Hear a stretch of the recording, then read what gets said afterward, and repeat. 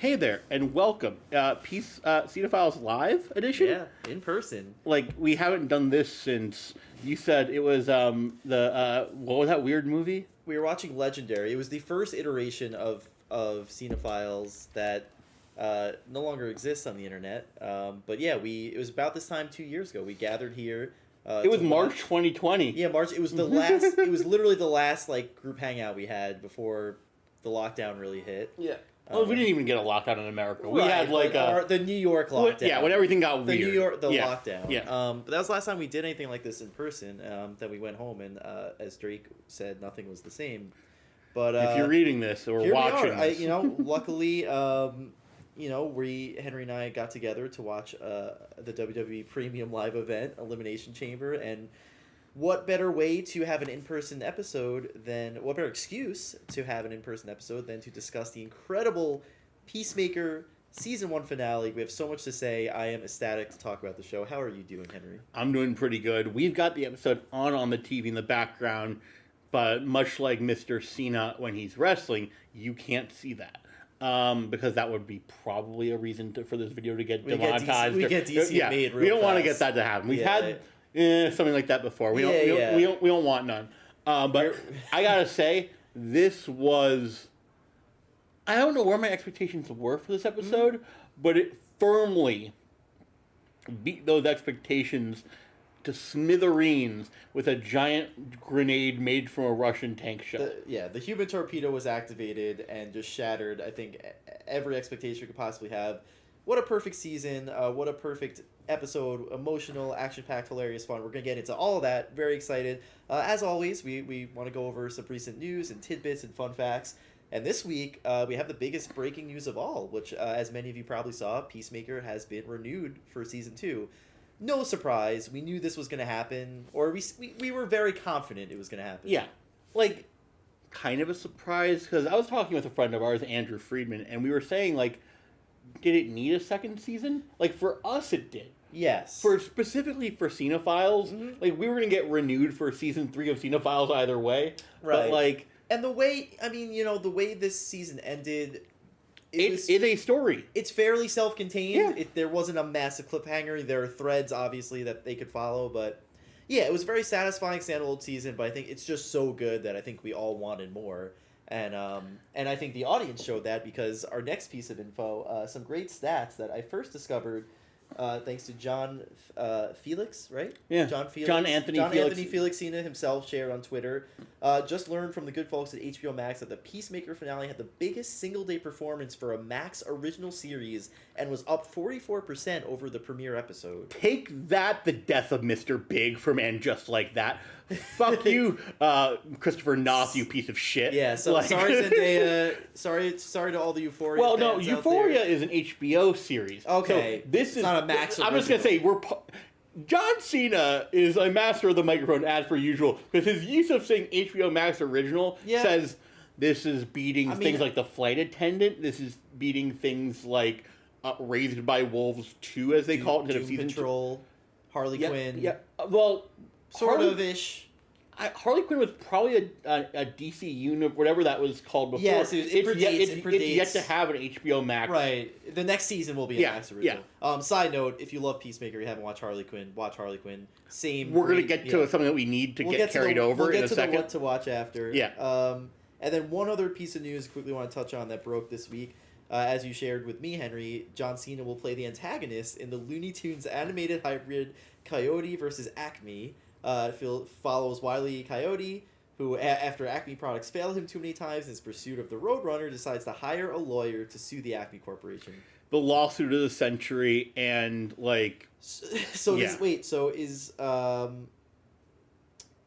is John Cena going to play the head of Acme? Is that where we're headed? I think that's where we're headed. He's and be a business executive. You're going to keep talking about that for a second. I'm going to go tinker with something because I just noticed we're not hardwired in. Sure. So that's something I'm annoyed about. Do your thing. But guys, thank you for being here again. This is our first live Twitch in-person Cinephile stream. We've been doing this over the internet for the past year or so, give or take. So we're very happy to be on the same couch, which was, the plan from the beginning, and then a couple pandemics later, here we are Yeah, we're in season 3 of the pandemic, and we just finished season 1 of Peacemaker. Yeah, so we'll be ranking both. We'll be ranking Peacemaker. We'll be ranking year 3 of COVID, seeing how it all stacks up. But yeah, for for you guys just hopping in, we've just gotten started. We're gonna talk everything Peacemaker season finale. Then we're gonna review and rank the series as a whole, see where it stacks up to the rest of John Cena's filmography. I think, Henry, you and I both know where it's going to land. And if you guys have been watching, you probably know too. But still very excited to see where it falls on the spectrum. Yeah, there are no spoilers in this world unless you're Paul Heyman. But now that we're hardwired in, I would hope that we're not going to have my computer picked up the LAN that I just connected. Hopefully, the drop frames are not going to be an issue anymore. Let us know in the chat how things look and sound. So, if I go back here, I think we're both going to be in focus because I think we're good. So we're making it work. Live television, baby. Yeah, that's the thing. We're doing it live. That was the thing. When we did our first live episode, that was live to tape. Yes, exactly. This is live to broadcast. We literally just sat in a room and recorded on Audacity. There was no. Well, we sat at that table. Like it was just like we're not. Yeah. Now we're like actually dealing with. Oh, this is actually show business, baby. Anyway, yeah. So let's do it. We've talked throughout this season about, like, when we started the show, I had my weird theory that Adebayo would have some other hidden secret. Mm-hmm. Turned out she never did. Turned out Myrn was the secret all along. Yep. And when we look towards the next season, we won't have a Myrn, but that's what we're going to talk about, but we're going to get to it there. Because first we start off with Adebayo being in a doghouse with Peacemaker and Vidge, who just are, they're only figuratively shitting on her. Yeah, so it's funny because, you know, I feel like episode 7 ended on a somewhat heavy note, and we know that Chris is kind of harboring a lot of resentment towards Adebayo for planning the diary and kind of betraying him. So we literally start off with Adebayo trying to apologize, and Chris's Peacemaker is just making constant fart noises, and then Vidge, being Vidge, decides to jump in, and it's just it's this show in a nutshell because it's the fallout of this big emotional moment.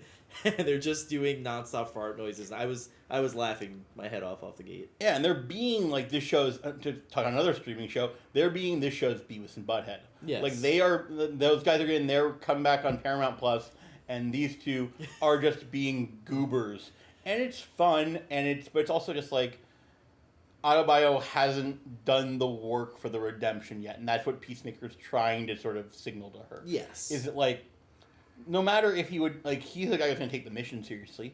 He's not going to not do that. Yeah. But, like, now they're on their way in the van from the veterinary hospital, and they brought a bunch of helmets with them. And, Mike, of all these helmets, I wanted to ask, I'm going to read them off to you, and I'm going to ask you which one you would wear. Because I got the list here. Mm-hmm. You have the Underwater World helmet, which just makes me think of how hard that level in Mario was. Yes. Then you have Scabies for All, which infects everybody in a 1 mile radius with scabies, except, of course, the wearer of the helmet. Anti-Gravity helmet. Sonic Boom helmet, which we've already seen used. Episode 1, right? Yeah, that's how that butterfly was killed. Yep. And then the Human Torpedo helmet. And if you were to have one of these, and remember, the note about the anti-gravity helmet is that Peacemaker uses a small personal misting fan to give himself direction. Which one of these would you actually be brave enough to wear? Scabies for All is the funniest one to me, because it feels the least practical, but I would love to like head into battle and just know I gave all my opponents scabies. I'm be worried about the responsibility of accidentally giving, because it gives everybody in a 1 mile radius. Right. You have to be sure that all of your allies, they're out of the blast zone. Because when are one of these people not within 1 mile radius of everybody? That's a good point. Even when Peacemaker was in the basement of the barn, Adebayo is within a 1 mile radius. Everyone, the whole team would have gotten scabies. That's a good point. So I think floating helmet might be, anti-gravity helmet might be what I pick. Yeah. Except as we see here, Adebayo accidentally activates it using the wake word, activate anti-gravity. Did you say activate anti-gravity? It's just It's just Adebayo screwing up again. Yep. Peacemaker just using this to be a little bit more of a. Speaking of Peacemaker and Adebayo, like the lead into the scene where they're going through the helmets and making the plan. Like, there's chatter. Adebayo's talking to her mom. We get the Justice League call out, which will pay off big. Oh, but I forgot that. Yeah. My favorite piece of dialogue is where they're talking about like. They ask why she doesn't share Waller's last name. She's like, I took my wife's last name. And Peacemaker goes, doesn't that make you the girl in the relationship? Vig said that. Oh, Vig says that. Sorry, yeah. V said that. Peacemaker calls it. Being the massive himbo that he is, he goes, doesn't that make you the girl in the relationship? He's like, it's like, we're both the girl in the relationship. That's what being a lesbian is. It's just one of those perfect lines of dialogue that just... I could knock it out of my head. Because V exists to make Peacemaker less of a reprehensible. But yeah, so because the anti-gravity stuff, now they're all searching for the helmet. Eagly... Oh, no, right. So the anti-gravity helmet is accidentally activated, and Eagly is asked to go and find it. Yes. Eagly is given the sonic boom helmet for some reason. Mm-hmm. That was lost. Is he supposed? I think. Was he supposed to drop it on the base? Yeah. Peacemaker, Cena, whatever, believed that Eagly could drop the helmet on the top of the roof because originally Adebayo wanted somebody to float to the roof to drop it there. Yes. But accidental activation. Later, we've got to have the floating helmet taken care of. We got to have the sonic boom helmet dropped on there. Basically, they got to go find the helmet, and because Adebayo and Peacemaker now both believe in Eagly after Adebayo has seen an eagle hug a man. Yeah. Eagly is sent to drop the helmet on the roof of the barn since they can't use the floating helmet to get to the roof of the barn. But Eagly just veers right. Hard Not veer. even close to where he was very supposed to much drop it off. veer is coming someday veering right. Yeah. It's not, Not good. So now the team is kind of splits up, is looking for the helmet. We get some great pairings. So we've got Economos and Vigilante looking together. They get into an argument about ants and the circle of life, and fish versus ants, and who are more important. And Vigilante is apparently very big on ants.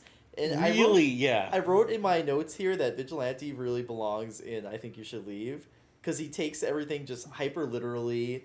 He makes everything very uncomfortable and just asks a lot of weird questions. Like, he'd be the guy at the ghost tour just asking the absolute most inappropriate questions, thinking it's totally fine. They said it's an adult tour. You can't say anything you want, right? Yeah, he's very much like that. He's just hyper literal. So that was a fun moment. We also get Peacemaker, as kind of was alluded to in, I think, at the end of the previous episode, he's having visions of his dad. So now he's in the woods. He sees Augie, White Dragon, whatever you want to call him, and he believes he's there. And even though he says I'm going to kill you, but he also calls him he calls him out as being fake. Yeah, like, it's really weird. He calls him out. He takes his blowgun out as to not use his real gun to not alert anybody, which is hilarious. He calls his dad metaphorical. He calls yes. That's the word he uses, and he kills him. In his mind's eye, we see a blow dart because he doesn't want to alert the butterflies with a gun. Is what his rationale. Which okay, Peacemaker thinking with his head. Sure, and it looks like we're not dropping frames, so that's good. So I've learned something today, which is good. Learning is always good. It's fundamental. But basically, Hardcore sees all of this, and I think it's yet another moment of the Hardcore Peacemaker friendship where she's learning. Yes, he is a giant idiot. Mm-hmm. This show will not try to tell you otherwise. Yeah. But he's not really...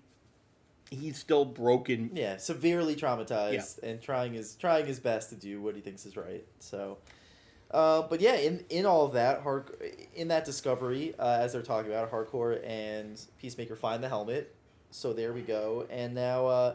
the gang kind of reassembles to make their big plan to infiltrate, and I love how it happens so quickly and nonchalantly. We have it up on the TV now, but they decide that they're gonna kill one of the security guys and. But before that, we learn the Green Arrow goes to Brony conventions. Oh yes, and has a giant 4-inch wide opening. The references to other DC heroes in the show are great, and the best of all is Economos Vigilante reiterates the Aquaman fucks fish joke in this so scene. Apparently this is a widely known thing. Yeah, or at least between them two Facebook nerds. That's what we think. Yeah. So Hardcore didn't believe Chris about Eagly and like, no. So Adebayo and Harcourt at this point, they were talking. Is this when they're talking about the whole she saw the hug? Oh yeah, I don't know. It's around this point. It's still daylight. It was still daylight when there was a lot. Harcourt was like, "You didn't leave. You didn't take that as a sign to run away from us when you saw Eagle hug a man." Yeah, and then I was like, "Shit." There's a lot of fun dialogue. I think they're going back and forth as they're making the plan. I think I forgot what Peacemaker said, but I wrote Harcourt's response in my notes. Or like Peacemaker said something, trying to be smart. Harcourt says, "Eat my dick, Schwarzenegger." Yep. Which is a great insult, a great thing to call someone with John Cena's physique. But yeah, so now we've got Economos. He's going undercover.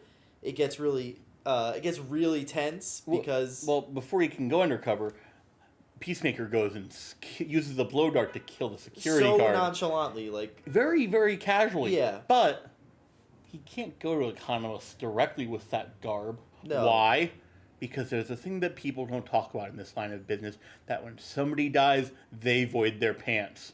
And Economist is like, "You really gave me wet diarrhea pants?" And Peacemaker goes, "I didn't say anything about diarrhea." And Economist goes, I said shit. And Economist goes, "But is it diarrhea?" "Yeah, there's diarrhea." Yep, yeah. A lot of great poop exchanges in the show.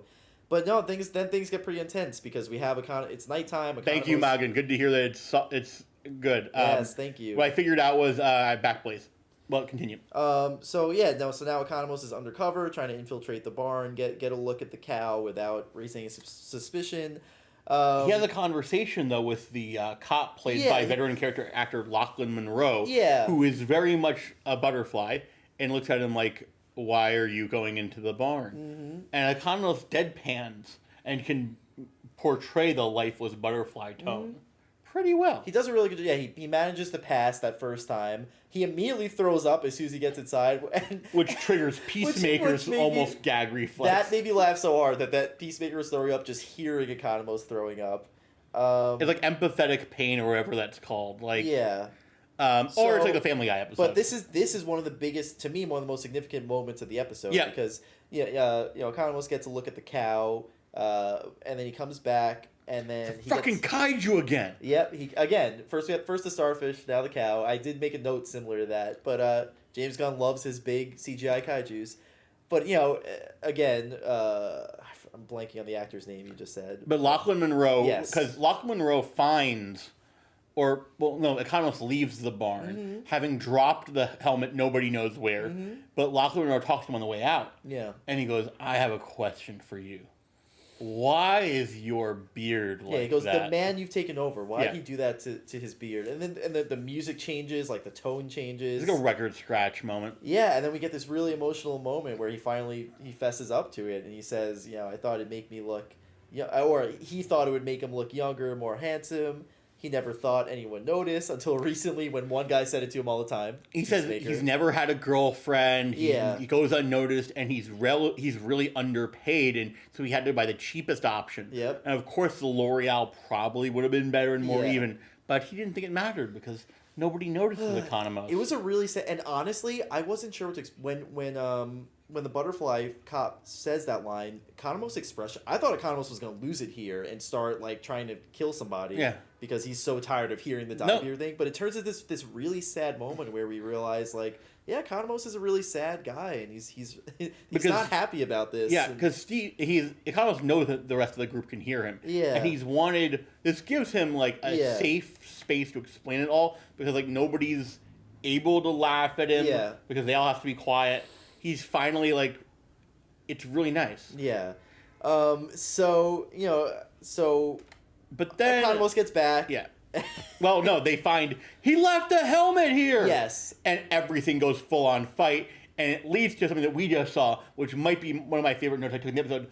Peacemaker shot a shield into a dude. Oh, so incredible. So Adebayo goes to activate the sonic boom. She drops the walkie because her hands are sweaty, but she eventually gets it. There's an incredibly satisfying scene. We can see a bunch of butterflies blow up. But yes, as we're watching on our TV right now, I believe it's Peacemaker, Vidge, and Harcourt are armed up, and they're charging the butterfly base and the intro song starts playing. Yeah. Do you want to taste it starts playing? And I got goosebumps. And this is I got bigger goosebumps a little later. Yeah. But like the fight sequence here is really well done. It's better than the finale of some like superhero movies I've seen recently. And it's sort of because I think this is just regular fight choreography with a little bit of character development and emphasis, and there's no special effects really. There's a lot of long shots. There aren't a lot of cuts. Yeah. Especially that first sequence is a lot of just a singular shot where you're seeing Vidge,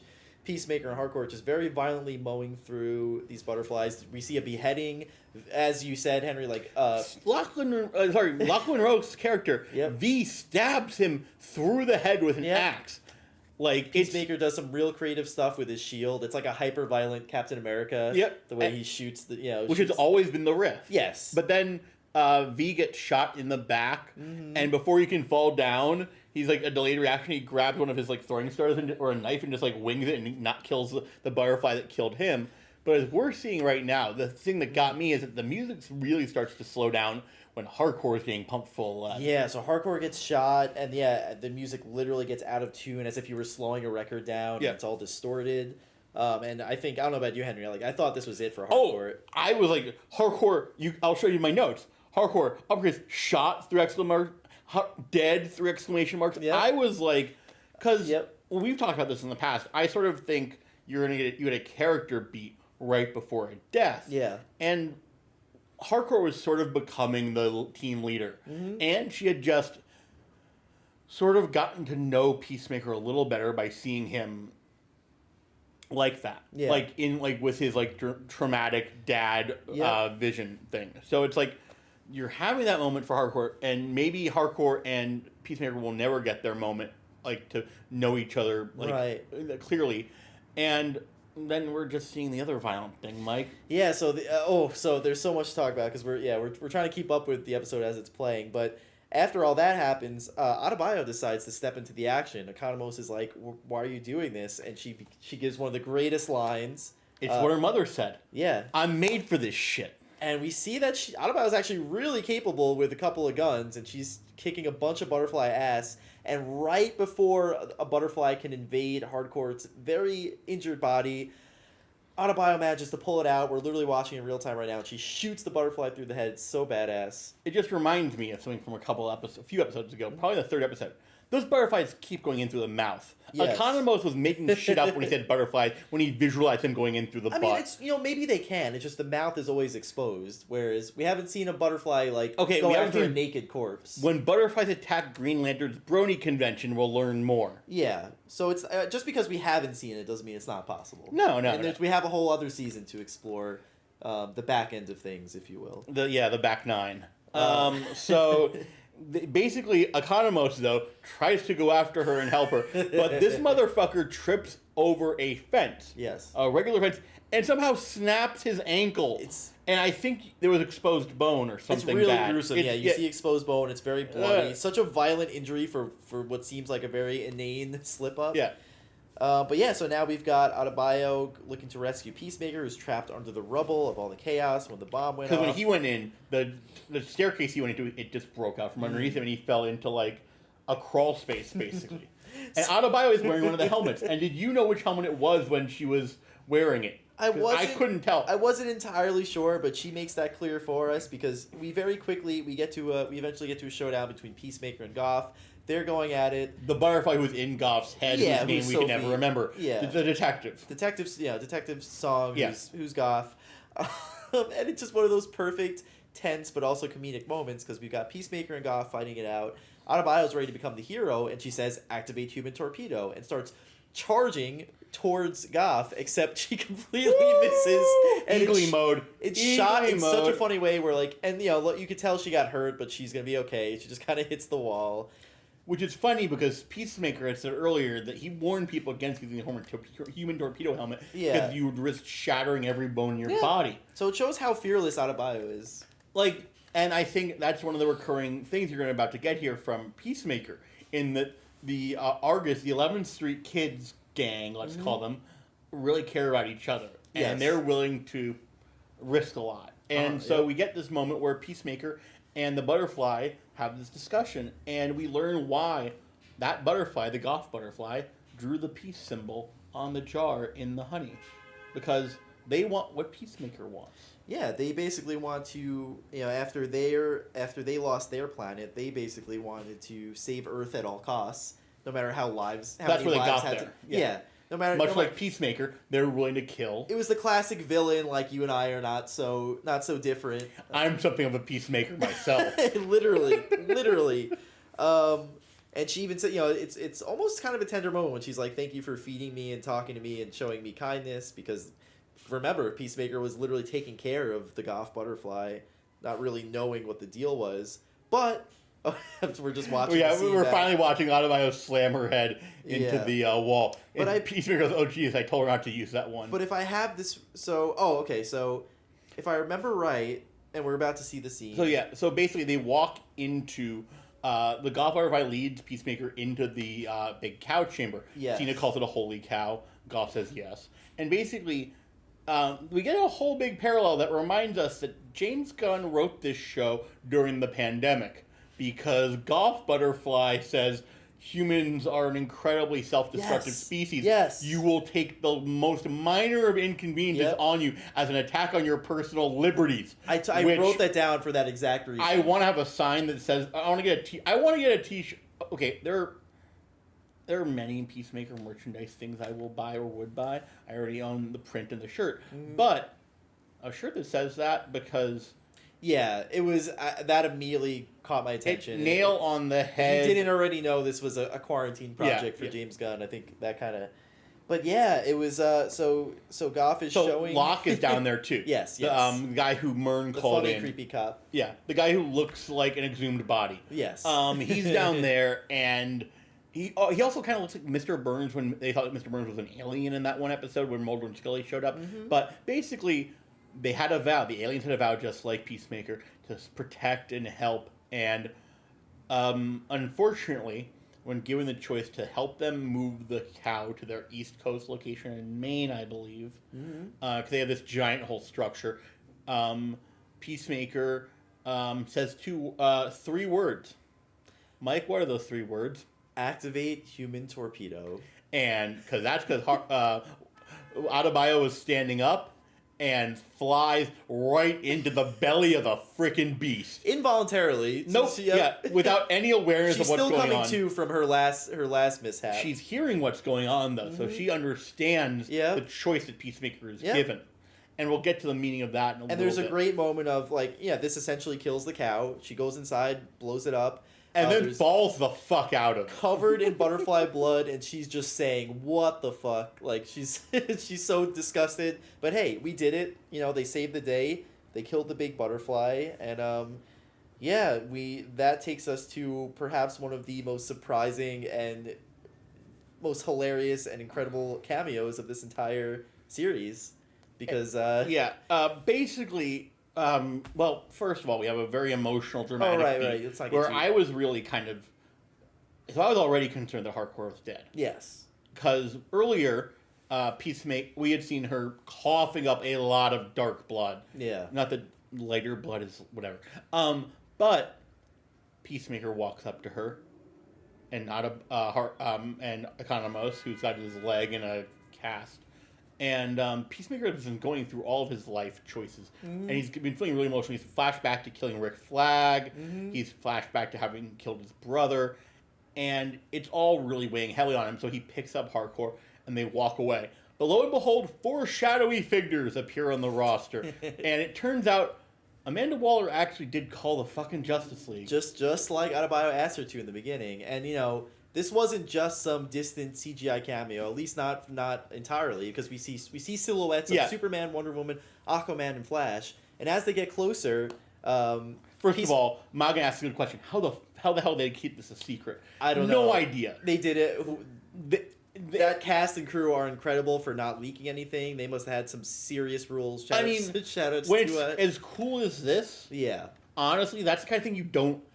I feel like when people snitch out booking in WWE or something. Yeah. It's because the booking is kind of shit. Like, you never hear, like, a cool thing leaked in advance. I think it's incredible. And it's funny because we've been talking, Aquaman has been a running joke in this show. And I don't think any of us ever thought he would actually show up. But lo and behold, we see they approach the Justice League. Peacemaker says, "You're late, you freaking dickheads." And he goes, go fuck another fish, asshole. And there it is. It's actually Jason Momoa in the flesh. And he goes, "I hate that rumor being out there." And then camera cuts to Barry Allen, Ezra fucking Miller, who says... I don't have his actual line. He basically says, "But it's real." Yeah, so even the Justice League... And then Momoa reacts like, ugh. Like, there's no argument. There was no argument. Like, this makes me want to go back and rewatch the Harley Quinn show. Yes. Because I'm pretty sure there's a reference to this and that. And yeah, this made... Okay. The Snyderverse DCEU gets a lot of flack, correctly in times. But James Gunn managed to take these two characters and make them a lot more... not interesting per se, but human and funny than we've ever seen them in any, like, they maybe were already, I feel like Aquaman and Flash were already kind of among the better parts of Justice League as far as being comic relief. I actually didn't see the Aquaman film. James Gunn said, according to Magan, James Gunn said Marvel helped with the cameos, which I am curious of how that works out because Ezra Miller and Momoa don't have. So I've got to look up that interview. All right, yeah, was this a variety piece? I'm not sure, but yeah, we're getting right up to it now. But yeah, it was such a cool scene because it's been such a running gag. We didn't think we'd actually see the Justice League. Superman and Wonder Woman, they just had stand-ins. We just see their silhouettes. I'm not surprised there. I mean, Yeah, I mean, Henry Cavill was busy working on Witcher Season 3, and Gal Gadot was probably hiding behind a child as a shield. But, Anyway, incredible cabinet. I feel like that's the scene everyone's been talking about. Link, yeah. It was such a great... So, Momoa says, "I'm so fucking sick of that rumor." Barry Allen goes, "It's not a rumor."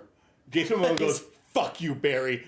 And Barry laughs. But also, I mean, let's be real. This Barry Allen would be the one to believe that rumor because he's the goofball of this group.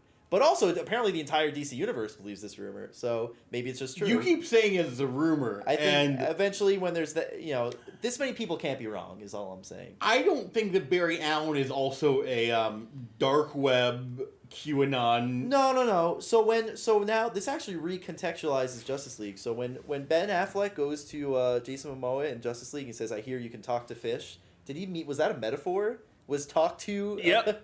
I don't. But yeah. It was in the Variety interview, and yeah, it actually that's the story. That's incredible. There's Marvel. Kyrie talked to the powers that be about Marvel and DC about it. It's something weird. It looks like he's trying to make a cross-platform crossover happen, which is just regardless. Iwuki, the guy who played Myrn, is going to be in Guardians 3. Oh, that's right. So that's part of how this all works out. And I want to talk more about that in a bit. So we're at the hospital scene, which is really huge because we've talked about like why people do things, and Adebayo asks him, "Did you just kill those butterflies because some of your proto-fascist libertarian beliefs?" Yeah. And Peacemaker goes, "No, I thought they were going to hurt you guys if I helped them." Yeah. Which is back to what the show is ultimately all about. What Adebayo was learning from hardcore the whole time about protecting your fellow soldier. Yep.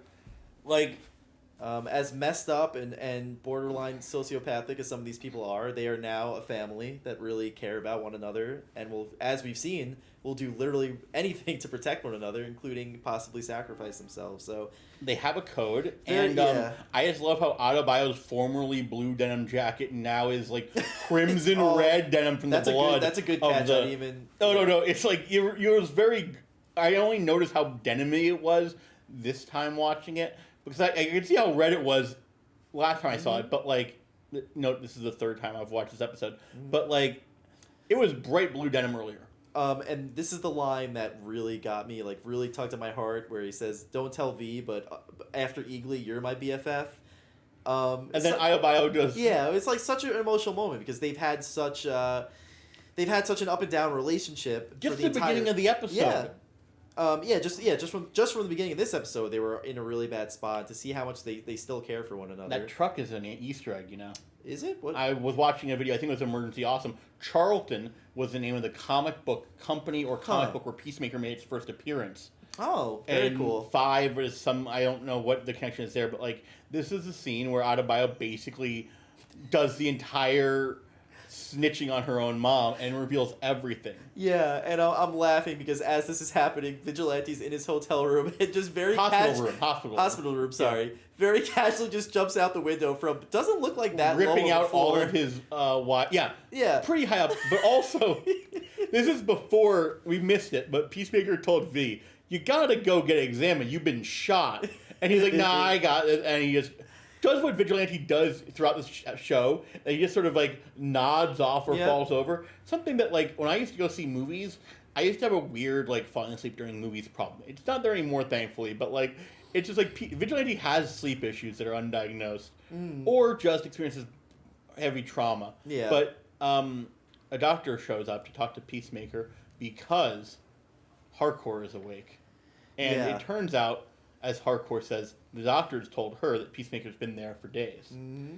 And this is this great little moment between them where they're this really solidifies the relationship that's been building between them the whole season. They went from so standoffish, to they're friends now. Her being a crush of Chris's that she couldn't stand to now they're allies, friends. I think definitely romantically interested in one another. Possibly. We're not even. It doesn't have to be romantic, but the way it's one directional sexual. Still, but like the way just the way the single teardrop. Also, I want to copyright one directional sexual. Yeah. The way that the single teardrop falls as they hold hands, and when she finds out he's been waiting for her. It's also a nice reversal of the end of the Suicide Squad. Yep, because that film ends with Peacemaker in the hospital and Hardcore and Economos going to check on him to set up this whole show.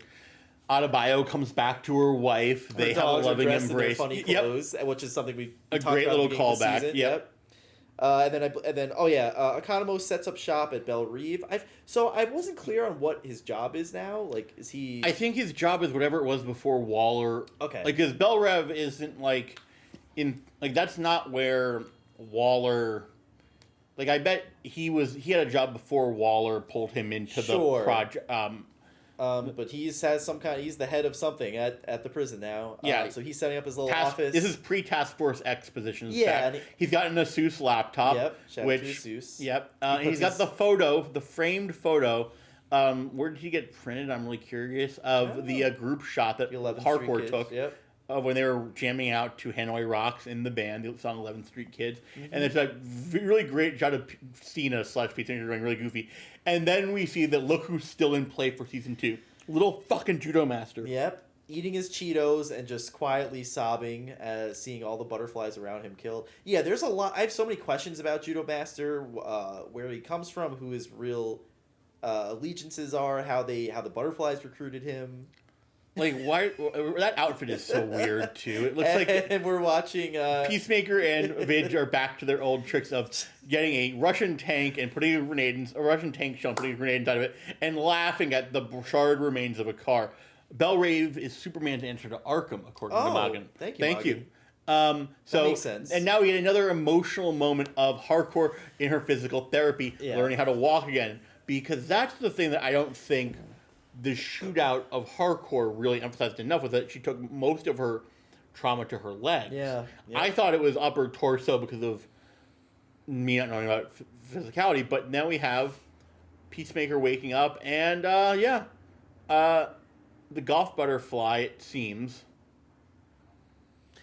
I didn't. All butterflies look the same, but I think it just said golf flutters in the closed captions. I actually can't believe I forgot about this little tidbit at the end. So this is a really This is the really interesting question of, so Peacemaker has been accruing the amber resin that the butterflies live off of. Question is, did he take any from the cow layer? It's very possible. Because I think one of two things happens. One, the more likely, is that we learn Peacemaker season 2 starts with him giving a funeral over a very tiny funeral plot to the Goth butterfly. And is this a vision right now? Or is Goth a vision? I don't know. A lot of this is a vision, and by a lot of this, I mean we're about to see Robert Patrick back, because just because you stab a figment of your imagination with a blow dart in the ear doesn't mean it actually dies. No. And there he is. With that stupid haircut. And smiling a little bit. Yeah, so still clearly, Augie is still very much in Peacemaker's head. We've got a dead raccoon or something, because Eagly loves to give food that way. Thing. But Peacemaker showing the most, like, jarred and, like, I'm aware of how screwed up I am. Yeah. Like, there's something about his like, empty stare in this scene. Yeah. That shows you that, like, he's changed enough that he's actually aware of how silly and stupid this is for once. Yeah. Because formerly, I think Peacemaker would have written this off as like, yeah, it's pretty cool. No, he's a lot more self-aware these days, and that's it. So that's the Peacemaker finale. So I just remember it's Saturday now that we're filming this. I watched the finale Thursday night, probably like a lot of you did, and I just felt so elated and so satisfied in a way I haven't been in a while when finishing a TV series, where this show delivered everything I could have possibly wanted and so much more. And I don't think it could have been that much shorter either. No, it was the perfect, and I love the way they rolled it out, where, I think getting the first 3 episodes in one shot and then getting a few more weeks, the show really hasn't been out for very long. And it was a perfect mix of, we got to binge it a little bit, we had kind of this compact amount of time to take it all in, while still getting the weekly stuff to dissect every episode. So I don't know. I love the show. Honestly, I would go as far as to say I think it is James Gunn's best work. I think it's one of, if not the best thing in the DCEU. And I think more relevant to this show, I think it's easily John Cena's best work as an actor. And, like, okay, we've gotten a lot of good out of the show, and we get a little bit post-credits here. Vigilante not knowing how sarcasm works, because he wants people to warn him when they're being sarcastic. Waller is going to be under investigation for her project. That's what we know about her. I still think she could be involved with the crew next season.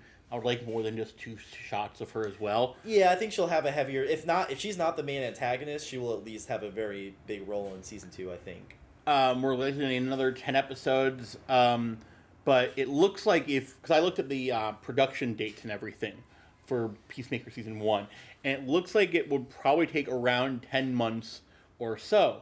But you've got 2 problems here about getting that to happen.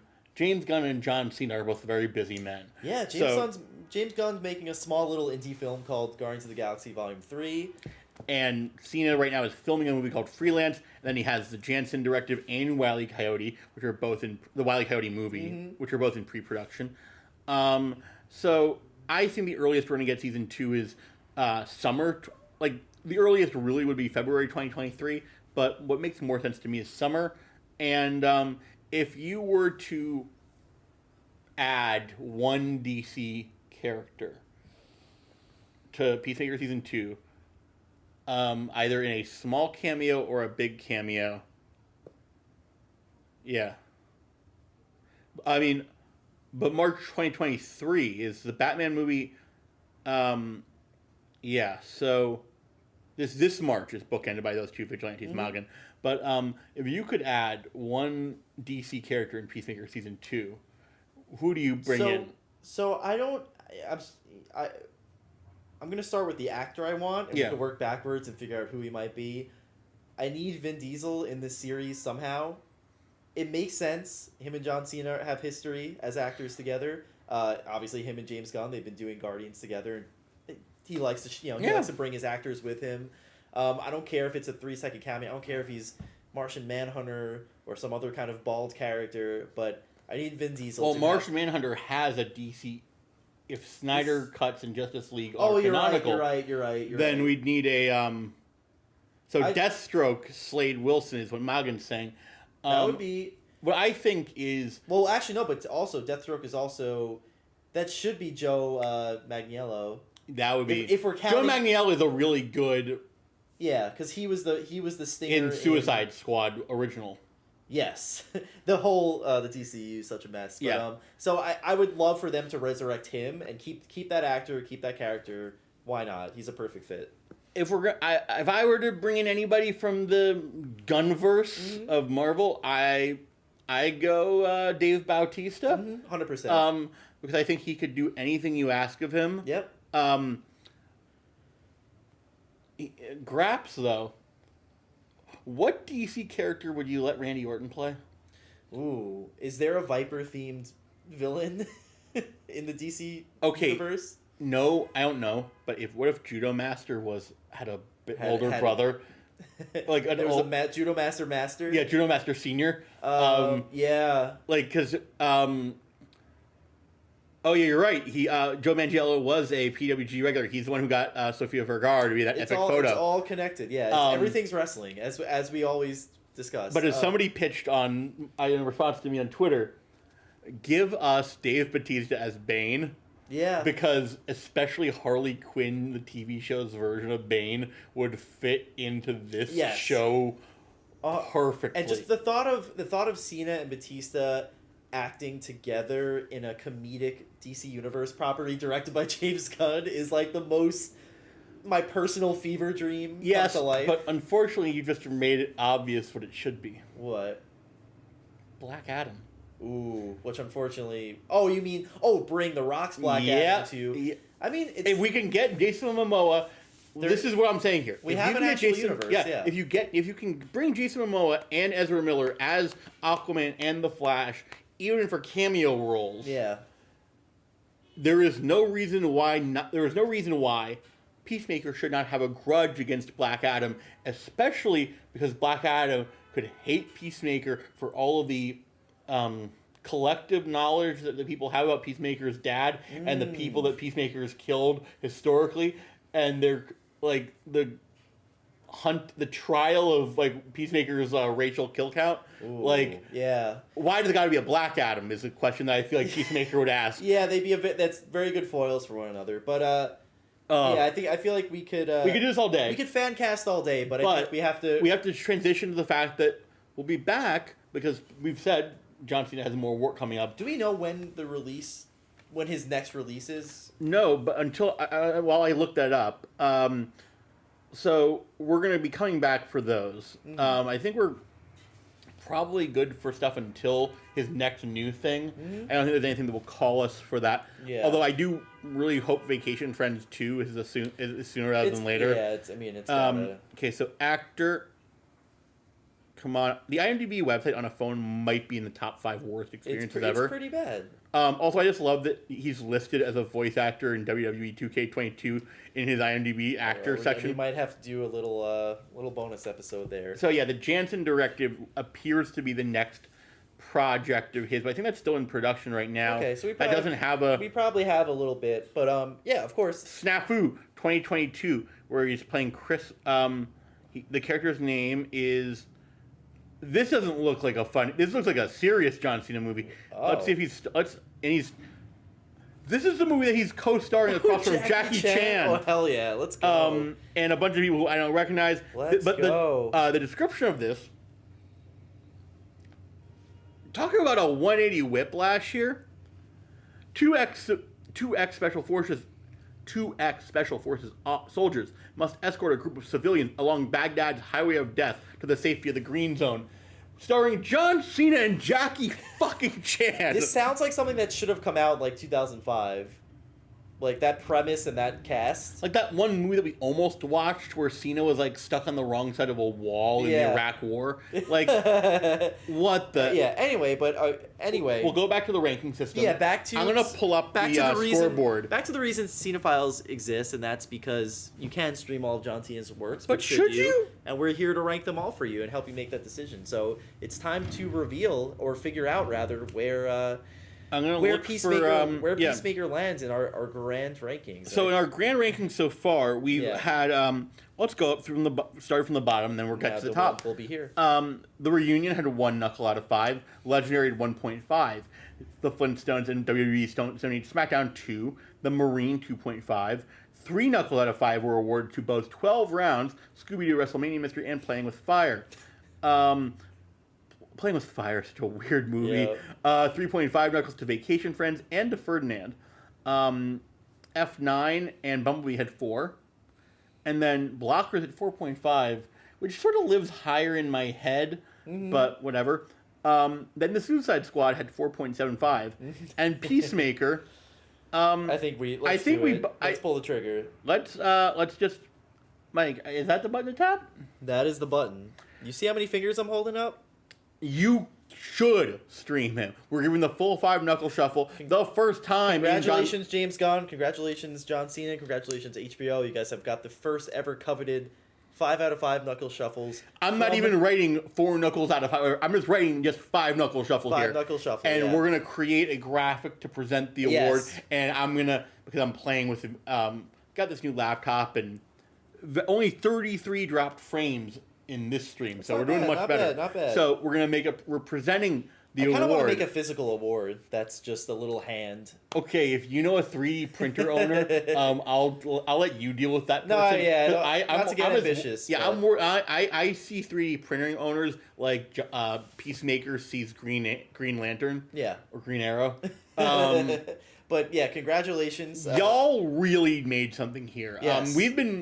We've literally gone through every single one of John Cena's starring roles since, like, The Marine, and he's come along, and I love the full circle of this all, because John Cena's first movie is him as John Cena's the protagonist, Robert Patrick as the antagonist. Here we are, like 15 years later. They can't leave each other. They're both bad. Yeah, exactly. They're intertwined.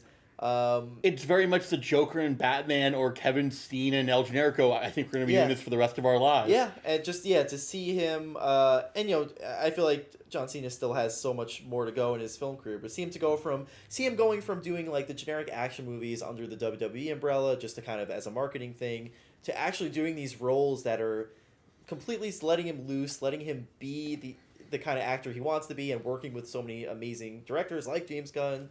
It's so cool to see, and this feels like just kind of the beginning of like this stage of his career. Yeah, and I thought of something a couple nights ago.